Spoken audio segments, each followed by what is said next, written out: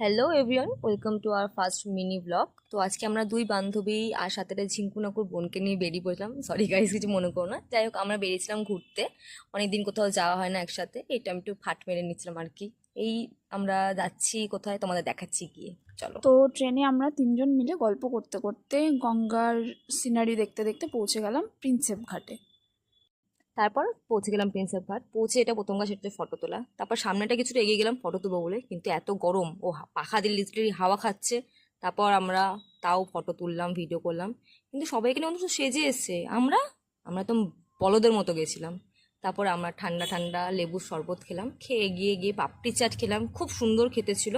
তারপর দেখলাম সূর্যটা কি সুন্দর লাগছে দেখতে। সূর্যটা দেখলাম কিছুক্ষণ বসে বসে। এবার আমরা হাঁটতে হাঁটতে বেরিয়ে পড়েছিলাম বাবুঘাটের দিকে। পার্কের রাস্তাটা ধরে সোজা হাঁটতে হাঁটতে কিছুটা এগিয়ে গেলেই বাবুঘাটে পৌঁছে যাবে। তো যেতে যেতে রাস্তায় একটা সুন্দর মন্দির দেখতে পেলাম। তো মন্দিরটা দর্শন করে তারপর আমরা চলে গেলাম বাবুঘাটের দিকে। ওই যে দেখছো গঙ্গা মায়ের মূর্তি। আর এখানে এত অসম্ভব ভিড়, আমরা বসার জায়গাটাও পাইনি।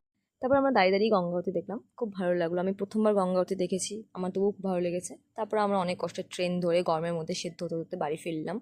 তো আমাদের এই ভিডিওটা তোমাদের যদি ভালো লেগে থাকে, please like, share and subscribe. Please support করো।